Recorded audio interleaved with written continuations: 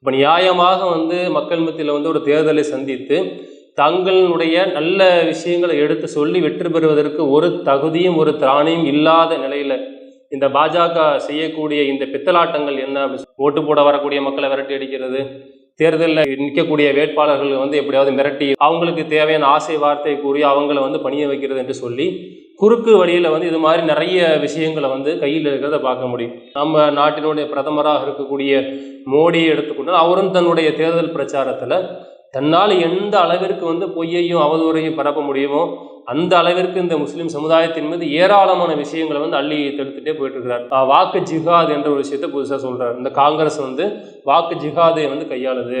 இந்த வாக்கு ஜிஹாதின் மூலமாக முஸ்லிம்களுடைய ஓட்டுகளை எல்லாம் இவர்கள் அறுவடை பண்ணி மக்களை ஏமாற்றி இவர்கள் ஆட்சிக்கு வர துடிக்கிறார்கள் என்ற ஒரு பொய்யான விஷயத்தை பரப்புறதா பார்க்க முடியும். அஸ்ஸலாமு அலைக்கும் வரஹ்மத்துல்லாஹி வபரகாத்துஹு.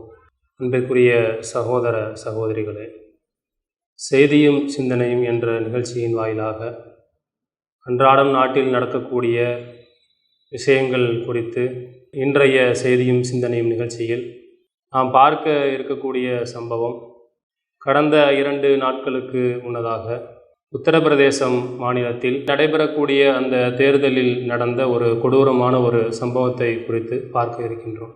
உத்தரப்பிரதேசம் மாநிலம் சம்பல் தொகுதிக்கு உட்பட்ட ஒரு வாக்குச்சாவடியில் வாக்களிப்பதற்காக வந்த முஸ்லிம்கள், முதியோர்கள், பெண்கள் உட்பட முஸ்லிம் மக்களை அந்த வாக்குச்சாவடியில் உள்ள உத்தரப்பிரதேசத்தை சேர்ந்த காவல்துறை அடித்து விரட்டக்கூடிய ஒரு காட்சி சமூக வலைதளங்களில் பரவலாக பரவி வருகின்றது.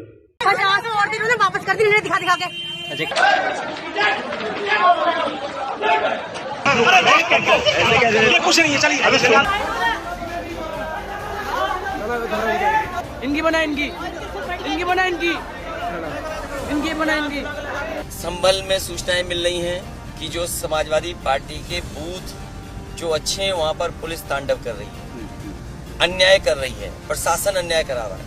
இந்த சம்பவத்தை குறிப்பிட்டு அகிலேஷ் யாதவ் என்ன சொல்றார் அப்படின்னு சொன்னா, இது மாதிரியான சம்பவங்கள் உத்தரப்பிரதேசத்தில் அதிகமாக நடைபெறுகின்றது.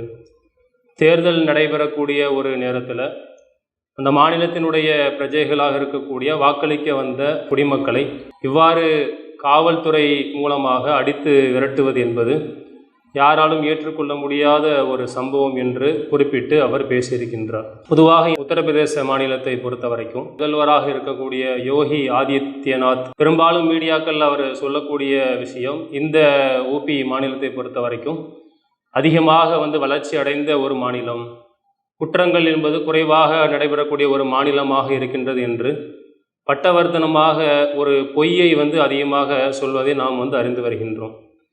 இது மாதிரியான ஒரு பேச்சு ஒருபுறம் இருந்தாலும் அதனுடைய உண்மை நிலவரத்தை நாம் எடுத்து பார்த்தோம் அப்படின்னு சொன்னால், என்சிஆர்பி என்று சொல்லக்கூடிய தேசிய குற்ற ஆவண காப்பகம் அதன் மூலமாக வெளியிடப்பட்டிருக்கக்கூடிய உத்தரப்பிரதேச மாநிலத்தில் குற்ற சம்பவங்களை பொறுத்த வரைக்கும் குறிப்பாக பெண்களுக்கு எதிரான அதிகமான குற்றங்கள் நடைபெறக்கூடிய ஒரு மாநிலமாக இந்த உத்தரப்பிரதேச மாநிலம் இருக்கின்றது. அது மாதிரி தேர்தல் சமயங்கள் வந்துருச்சுன்னு சொன்னால் தேர்தலை ஒட்டி அதிகமான மத கலவரங்கள் நடைபெறக்கூடிய ஒரு மாநிலமாகவும் இந்த உத்தரப்பிரதேச மாநிலம் விளங்குகின்றது என்று அதனுடைய புள்ளி விவரங்கள் சொல்கிறத நாம் அறிந்து கொள்ள முடியும். இன்னும் சொல்ல போனால் கடந்த இந்த 5-6 வருடங்களில் முன்னிருந்த அந்த காலத்தை ஒப்பிட்டு பார்க்கும்போது பெண்களுக்கு எதிரான குற்றங்களும் மத ரீதியான இது மாதிரியான ஒரு அடக்குமுறைகள், மத ரீதியான கலவரங்கள் அதிகமாக கடந்த காலங்களை விட அதிகரித்து இருக்கிறது, மிக வெகுவாக அதிகமாக நடைபெற்றிருக்கின்றது என்று இந்த என்சிஆர்பி அறிக்கையின் மூலமாக நாம் அறிந்து கொள்ள முடியும். அப்படி இருக்கக்கூடிய சூழ்நிலையில் ஒரு பொய்யான விஷயத்தை சொல்கிறத நாம் பார்க்குறோம்.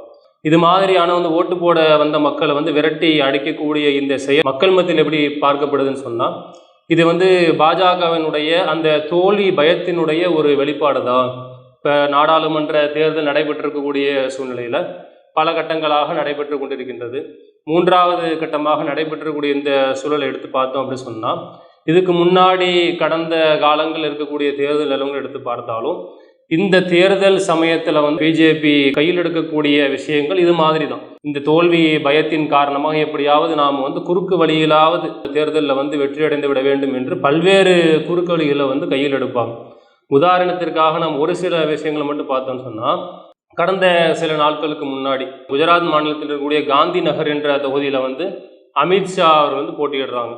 அதே தொகுதியில் வந்து அவரோட சேர்ந்து வந்து கூட 16 வேட்பாளர்கள் போட்டியிடக்கூடிய சூழ்நிலையில் அமித்ஷாவை தவிர்த்து மீதி இருக்கக்கூடிய 16 வேட்பாளர்களும் என்ன பண்ணுறாங்கன்னு சொன்னால் வாபஸ் வாங்கிடுறாங்க. அதற்கு இவர்கள் சொல்லக்கூடிய காரணம், அந்த வேட்பாளர்களுக்கு வந்து தேர்தல் நேரத்தில் செலவழிப்பதற்கு வந்து பணம் இல்லாமல் அவர்கள் வந்து வாபஸ் வாங்கிவிட்டார்கள் என்ற ஒரு பொய்யான ஒரு பிரச்சாரத்தை, ஒரு பொய்யான விஷயத்தை வந்து மீடியாக்கள் முன்னிலையில் கொண்டு வர்றாங்க. ஆனால் அந்த 16 வேட்பாளர்களில் ஒருவராக இருக்கக்கூடியவர் யார் வந்து ஜித்தேந்தர் என்று சொல்லக்கூடிய ஒரு மனிதர். அந்த ஜித்தேந்தர் என்ன சொல்றாரு அப்படின்னு, பாஜகவை சேர்ந்தவர்கள் என்னை வந்து இந்த தேர்தலில் நீ போட்டியிடக்கூடாது, வாபஸ் வாங்கிவிட வேண்டும் என்று அவர்கள் என்னை வந்து மிரட்டி என்னை வந்து வாபஸ் வாங்க வைக்கிறாங்க என்று அவர் வந்து இன்றைக்கு வந்து உண்மையை வந்து வெளியில் கொண்டு வந்திருக்கிறார். மற்ற வேட்பாளர்களும் இதே போன்றுதான் வந்து மிரட்டப்பட்டிருப்பார்களோ என்ற ஒரு சந்தேகத்தை வந்து நம்புவதற்கு இடமாக இந்த ஒரு விஷயங்கள் இருக்கின்றது. அது மாதிரி இன்னும் கடந்த சில நாட்களுக்கு முன்னாடி வந்து குஜராத்தினுடைய சூரத் தொகுதியுடைய பாஜக வேட்பாளராக இருக்கக்கூடிய முகேஷ் தலால் என்ன பண்ணுறாங்கன்னு சொன்னால், அவர் வந்து தேர்தலே நடக்காமல் காங்கிரஸ் உள்ளிட்ட முக்கிய எதிர்க்கட்சிகளுடைய அந்த வேட்பு மனுக்கள்லாம் வந்து நிராகரிக்கப்பட்டு மற்ற வேட்பாளர்கள் வாபஸ் வாங்கிட்டாங்க, எதிர்த்து போட்டியிடுறதுக்கு வந்து யாருமே இல்லாத ஒரு சூழ்நிலை இருக்கிறதுனால பிஜேபி வேட்பு முகேஷ் தலால் வந்து தேர்தல் இல்லாமலே வந்து வெற்றி அடைந்து விட்டார் என்ற ஒரு குறுக்கு வழியை வந்து கையில் எடுக்கிறத நம்ம பார்க்க முடியும். இப்போ நியாயமாக வந்து மக்கள் மத்தியில் வந்து ஒரு தேர்தலை சந்தித்து தங்களுடைய நல்ல விஷயங்களை எடுத்து சொல்லி வெற்றி பெறுவதற்கு ஒரு தகுதியும் ஒரு திராணியும் இல்லாத நிலையில் இந்த பாஜக செய்யக்கூடிய இந்த பித்தலாட்டங்கள் என்ன அப்படின்னு சொன்னால், இது மாதிரியான விஷயங்கள் தான்.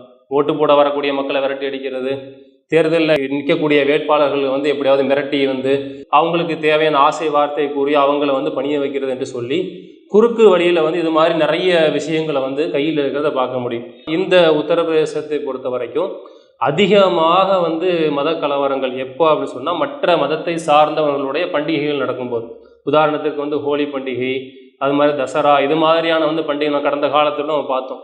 அது மாதிரியான வந்து பண்டிகைகளில் கூட அதிகமாக வந்து கலவரங்கள் நடத்தி வந்து அதை வைத்து ஒரு அரசியல் குளிர்காயக்கூடிய ஒரு விஷயமாகத்தான் இருக்குது.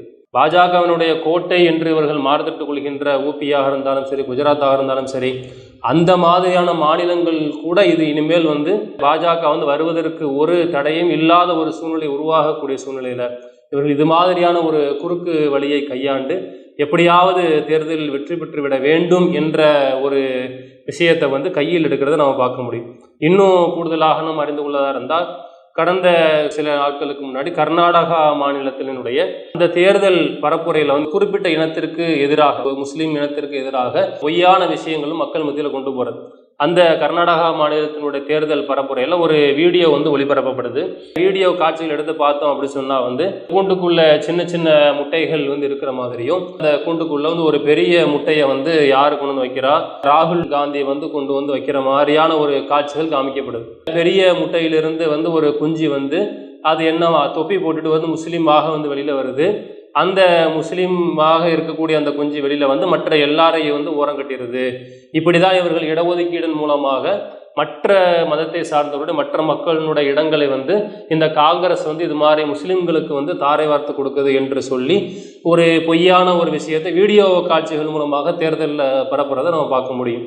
இது மாதிரி நிறைய விஷயங்கள் நம்ம நாட்டினுடைய பிரதமராக இருக்கக்கூடிய மோடியை எடுத்துக்கொண்டால், அவரும் தன்னுடைய தேர்தல் பிரச்சாரத்தில் தன்னால் எந்த அளவிற்கு வந்து பொய்யையும் அவதூறையும் பரப்ப முடியுமோ அந்த அளவிற்கு இந்த முஸ்லீம் சமுதாயத்தின் மீது ஏராளமான விஷயங்களை வந்து அள்ளி தெடுத்துட்டே போயிட்டு இருக்கிறார். நிறைய விஷயங்கள், வாக்கு ஜிஹாத் என்ற ஒரு விஷயத்தை புதுசாக சொல்கிறார். இந்த காங்கிரஸ் வந்து வாக்கு ஜிஹாதை வந்து கையாளுது.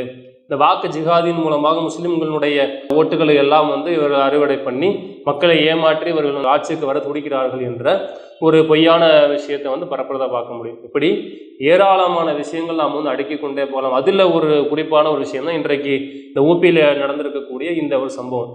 எல்லாமே நமக்கு மக்கள் மத்தியில் எதை நம்ம பட்டவர்த்தனமாக உணர்த்துன்னு சொன்னால், பாஜகவை பொறுத்த வரைக்கும் தெளிவாக வரக்கூடிய நாடாளுமன்ற தேர்தலில் மிகப்பெரிய ஒரு தோல்வியை தான் மக்கள் கொடுக்க காத்துட்டு இருக்கிறாங்க. அதை எப்படியாவது நம்ம தடுத்து, தேர்தல் ஜனநாயகம் என்று ஒன்று இருக்கின்றது, எலக்டோரல் டெமோக்ரஸி என்ற ஒரு விஷயம் இருக்குது. அந்த தேர்தல் ஜனநாயகத்தை சுத்தமாக மதிக்காமல் தங்களால் எந்த அளவிற்கு தரைமட்டமாக கீழ்த்தரமாக நடக்க முடியுமோ அது மாதிரி நடக்கிறத பார்க்க முடியும். மோடி முதற்கொண்டு எல்லா மாநிலங்களில் இருக்கக்கூடிய அந்த பிஜேபியை சார்ந்த தலைவர்களுடைய பேச்சுகள் எடுத்து பார்த்தோம் அப்படின்னு சொன்னால் இது மாதிரி தான் இருக்குது. இவர்கள் எல்லாரையுமே இந்த தேர்தல் பரப்புரையில் எந்த ஒரு விதியையும் கையாளாமல் பேசிகிட்டு இருக்கிறாங்க. இவை அனைத்தையும் இந்த தேர்தல் ஆணையம் கைகட்டி வேடிக்கை பார்க்குது அப்படின்னு சொன்னால், தேர்தல் ஆணையம் இன்று இன்றைக்கு இந்த நாட்டில் மக்கள் நம்பி ஒரு விஷயத்தை ஏற்படுத்தி வச்சிருக்கிறாங்க. இந்த தேர்தல் ஆணையத்தின் மூலமாக அந்த அதிகாரிகள் நியாயமான முறையில் தேர்தலை நடத்தி மக்களுக்கு நல்லாட்சியை கொடுக்கின்ற ஒரு தலைவர்களை கொடுப்பாங்க என்று மக்கள் நம்பிக்கை கொண்டிருக்கக்கூடிய அந்த சூழ்நிலையில் இந்த நடுநிலையாக நடக்க வேண்டிய, எந்த விதமான பாரபட்சமும் இல்லாமல் நியாயமாக நடுநிலையாக நடக்க வேண்டிய இந்த தேர்தல் ஆணையமும் கைகட்டி வாய்மூடி வேடிக்கை பார்க்கக்கூடிய ஒரு விஷயத்தை நம்ம பார்க்குறோம். தொடர்ச்சியாக இதே ஒரு நிலை நீடித்து கொண்டதையும் பார்க்குறோம். இது மாதிரி மக்களை துஷ்பிரயோகம் செய்கின்ற, மக்களுடைய நலனில் துளி அளவும் கவலை கொள்ளாத, மத கலவரங்கள் மூலமாக இந்த நாட்டில் யார் அழிந்தாலும் பரவாயில்லை, நாம் ஆட்சியை பிடித்துவிட வேண்டும் என்று கீழ்த்தனமான ஒரு புத்தியோடு இருக்கக்கூடிய இந்த வகைராக்கள் நாளை நாட்டிற்கு ஆட்சிக்கு வந்துவிடக்கூடாது. நாட்டினுடைய நலனில் அக்கறை கொண்ட நல்ல ஒரு விஷயங்களை கையில் எடுக்கக்கூடிய ஆட்சியாளர்களை தான் மக்கள் எதிர்பார்க்கிறார்கள் என்ற ஒரு விஷயம் இருந்தாலும், நாம் என்ன எதிர்பார்க்கிறோம்னு சொன்னால், இந்த மாதிரியான கீழ்த்தரமான வேலைகளை செய்யக்கூடிய பாஜகவினுடைய அந்த விஷயங்கள் எல்லாம் முடிவுக்கு நல்ல ஒரு ஆட்சியாளர் இந்த நாட்டில் வர வேண்டும் என்ற ஒரு ஆசை அனைத்து மக்களுக்கும் இருக்குது. அப்படிப்பட்ட ஒரு முடிவை எதிர்பார்த்திருப்போம். அஸ்ஸலாமு அலைக்கும் வரஹ்மத்துல்லாஹி வபரகாத்துஹு. இஸ்லாம் மற்றும் சமுதாய செய்திகளை அறிந்து கொள்ள தமிழ்நாடு தௌஹீத் ஜமாஅத் யூடியூப் பக்கத்தை உடனடியாக சப்ஸ்கிரைப் செய்து கொள்ளுங்கள். மேலும் பெல் பட்டனையும் கிளிக் செய்து கொள்ளுங்கள்.